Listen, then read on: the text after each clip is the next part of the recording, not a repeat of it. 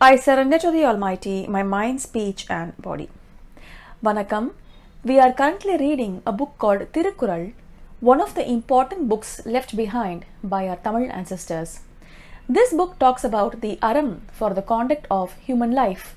Aram is nothing but a term that refers to the order that we find in nature. What order?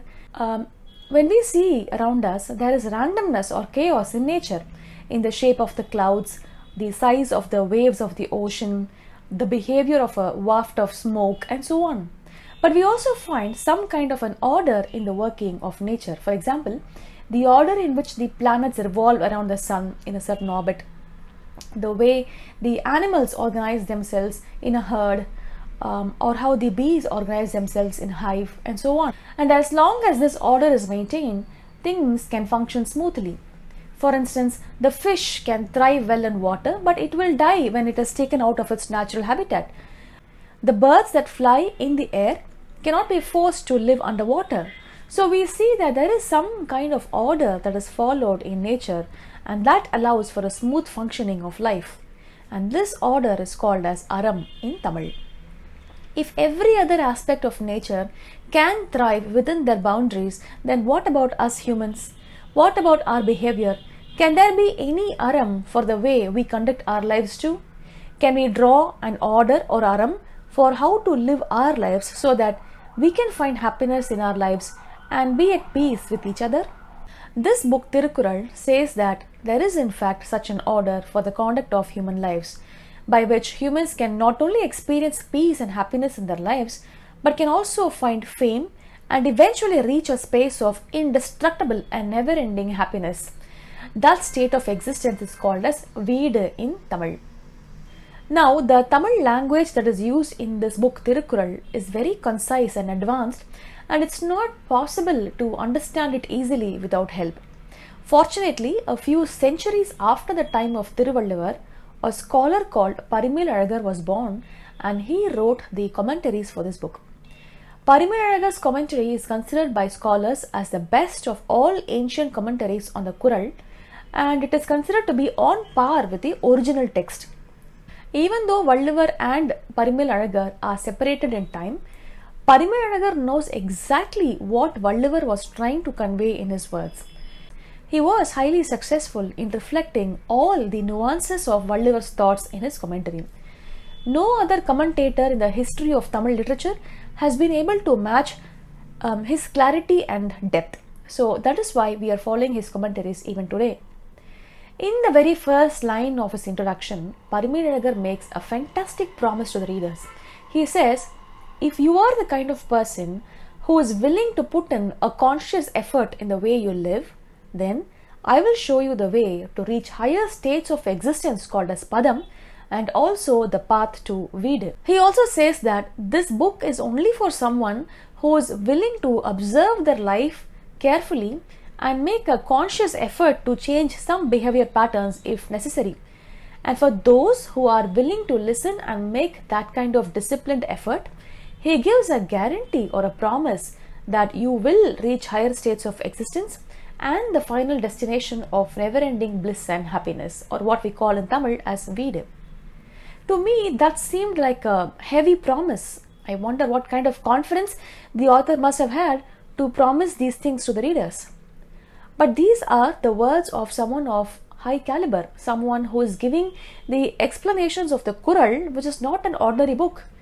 Thirukkural is said to have been written from the yogic vision of Thiruvalluvar, and the works of these authors have very well stood the test of time. So it's not something to be taken lightly. So this first line made me give this book a deeper read, and to this day it has proved to be well worth my time, and I hope you will find it useful in your journey as well. So in this book, Thiruvalluvar is showing us the way to conduct our married life in a certain way. That is, he is showing us the Aram for the conduct of our married life, and that way is called as Il Aram. In this path of Il Aram, humans will learn to grow in love. That is, we start our journey as a selfish kid who wants all the good things for the self alone. And then in the process of our married life, we learn to extend that love and care to our partner, and then to our children, and eventually to the society. And having reached this stage, a person tends to feel very accomplished and satisfied and will start looking for something bigger and better. And the book shows a way to achieve that as well, and that path is called as Thuravaram. Thuravaram shows how to reach bigger kind of happiness by letting go of attachments, and this will lead a person to Veedu, he says. So if Thuravaram is the way to Veedu, then why bother with forming attachments in Illaram, right? Why not start letting go now itself? Or even better, why bother with creating attachments at all in the first place? Why not start renouncing everything now itself? Won't that lead us to Veedu? No. Valluvar says, only when a person has fully immersed and enjoyed thoroughly all the attachments will he or she be successful in letting go of any attachment. Otherwise, we are just fooling ourselves. So, Illaram is the way to Thuravaram and Thuravaram is the way to Veedu, and this is the gist of this book in a single line. Now, this book is divided into 3 big sections called as Paal and smaller subsections called as Viyal. The first Paal is called as the Arathu Paal, where Illaram and Thuravaram are taught. Then we need money to live a good married life, so the underlying principles of management are taught in the next big section of the book, and that section is called as the Porutpaal. And finally, the book concludes by addressing the principles of pleasure, and this is called as the Inmathupaal. So Aram, Porul and Inbam are the 3 main topics addressed in this book. Where are we standing now? We finished the Urai Payiram, which is an introduction written by Parimil, and then we entered the first Paal, the Arathu Paal. In Arathu Paal, we are in the first chapter or Adhigaram called as Kadavul, Vaazhthu. It is a common practice to start any new venture with a prayer to the Almighty. So, in keeping with this tradition, Thirukkural starts his book by writing a chapter on God. In this chapter, Valluvar tells us about the nature of God and the different ways one can adopt to worship God and why anyone would want to worship God. We finished the first and the second Kurals and we started with the third one. The third Kural goes like this. Malar misai eginan, maanadi Serndhaar, nilamisai needu vaalvaar. This Kural talks about approaching the Almighty with our mind. And in the last video, I explained how in this Kural, Valluvar said that our mind is as tender as a flower and God will come and sit in this flower. In what shape will he come? Valluvar says that he will come in any form and shape that the devotee desires. The next question that could arise for us is when? When will God come to reside in our hearts? In answer to this question, Parimil says that he will come immediately, that too in a rush and a hurry, it seems. How much hurry and rush? Let's see how much. See, this Kural says, Malar misai eginan. There is a usage of the word eginan in the Kural. Eginan means came in the past tense. Normally it would mean God came, since the past tense is used. And the readers might misunderstand that maybe God came once sometime in the past, but will he come now for me? Parimil gives a beautiful explanation here. In spoken Tamil, there is a usage where the past tense is used to refer to the future tense to indicate an added urgency. I'll tell you an example. Consider this scenario. One day, we agreed to go for a movie with a friend after eating our lunch. So, we go home and while we are eating our lunch, the friend arrives promptly as expected and is waiting outside our house, and he honks repeatedly to ask us to hurry up. What do? We stuff our food in our mouth and we rush to leave, isn't it? But the friend doesn't understand this and is going on honking and threatening to leave without us. So, in a rush to leave quickly, we respond, no, don't leave, I'm there. In Tamil, we say, vandutten. We don't say, I'm coming, we say, I'm there, even though we are not already there. We use the past tense to indicate that we are coming in a hurry. Note the rush and the hurry here. So, similarly, God is telling us, I'm there, in the same spirit. He is coming in a hurry and rush to sit in our tender heart as soon as we decide to worship Him in our inner mind. Can you imagine that? I think it's so funny and sweet that God, the way I picture him as a little Murugan, and he is rushing to come and sit in our hearts. He has this worried look and he says, "Wait, wait, I'm there." And he comes. It's such a beautiful idea, I think. Something that I want to remember always, especially in dark moments when I feel like asking, "Oh God, where are you really? Do you even exist?" And then this Kural is very reassuring.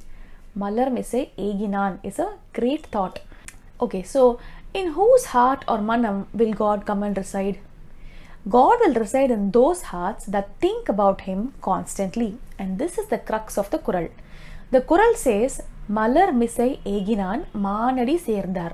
The word Serndhaar in Tamil normally means those who joined. But Paramiragar explains that the word Serndhaar in this Kural means thinking constantly, not joined.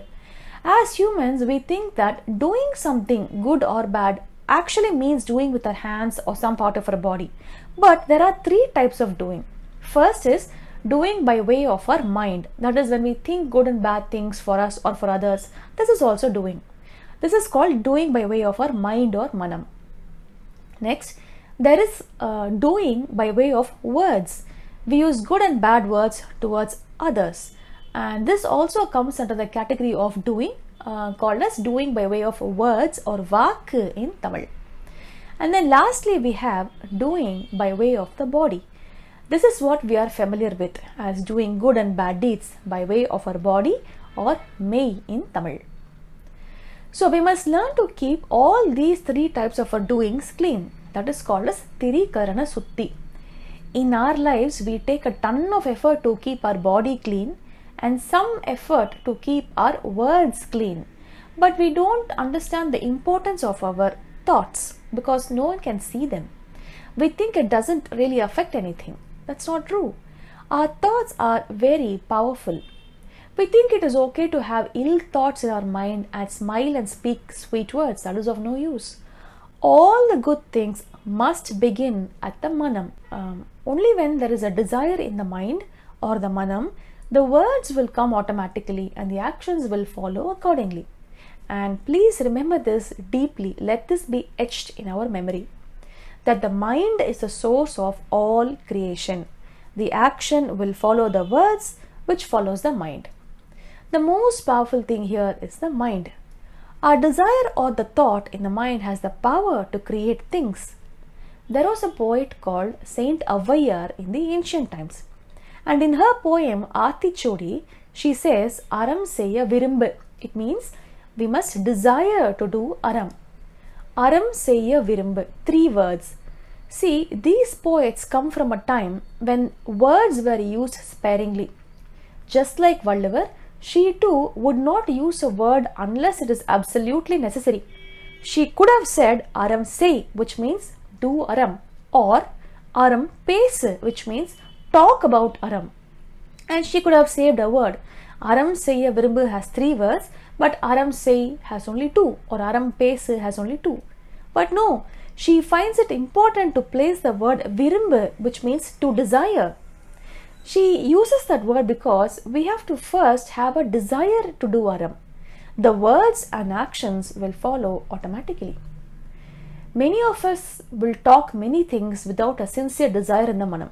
That is of no use. Thoughts are like the seeds in our mind and we will be able to watch it grow as actions in the world. Thoughts will precede the words and will eventually lead to action. So doing happens in the mind, speech and the body.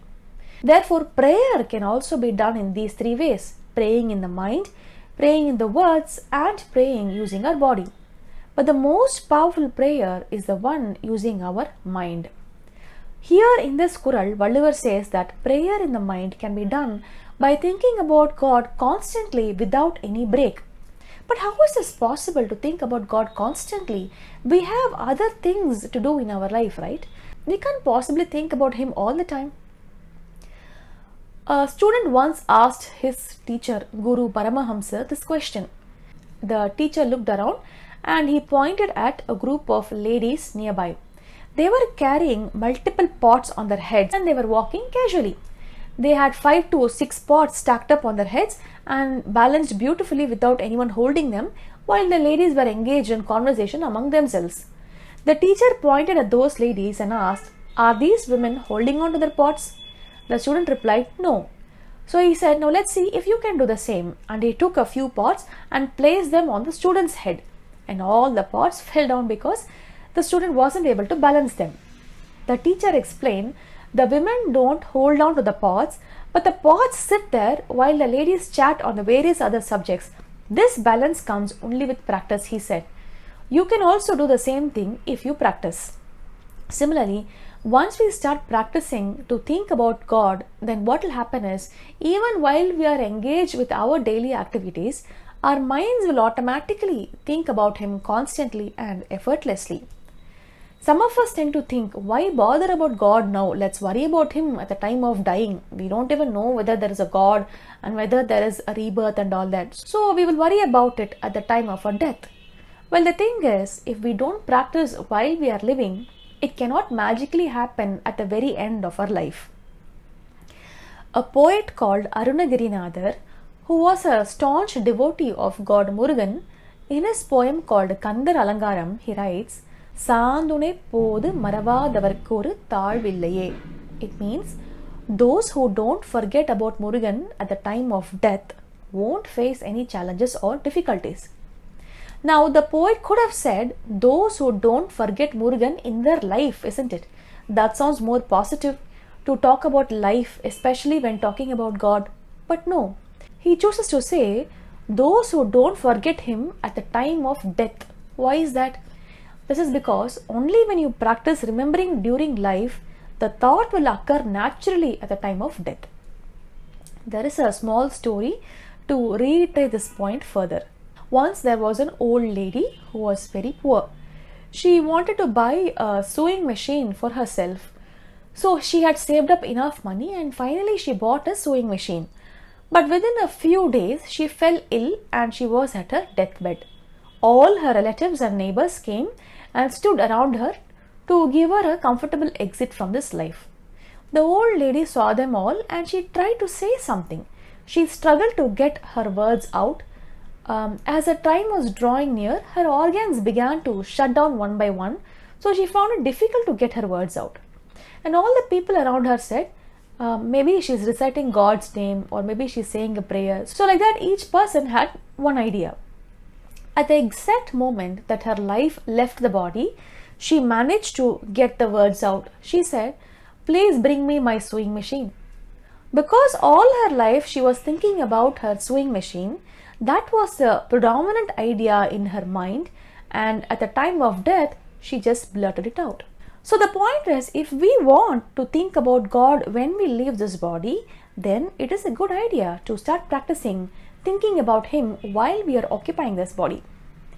There is one more truth that we should know. This is something that is told to us repeatedly by many religions. Whatever thought is held in the mind at the time when the life departs from this body, the next birth will so continue as per the last thoughts. So if we have thoughts of becoming a rich person, then we will be born as a rich person in the next birth. But this thought will not come easily whenever we want. We need to constantly practice thinking about it. Only then it will come at the time of our last breath too.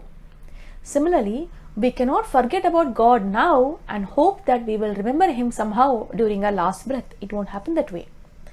So our thoughts are very powerful even though we cannot see them. So coming back to the Kural, in Kural 3, Vaazhthu talks about approaching the Almighty with our manam. He says that we can think about God constantly if we practice in our life.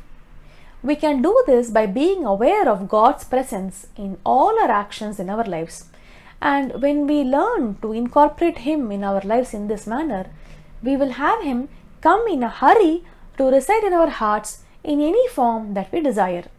And such a person will live forever in Vaazhthu. And that is the meaning of this Kural. So Vaazhthu started talking about God in Kural 1 and in Kural 2 about how to reach God using our education. And here in Kural 3, he has talked about the worship of God using our mind. And with that quick summary, I will end here. Thank you all for listening. Nandri Vanakkam.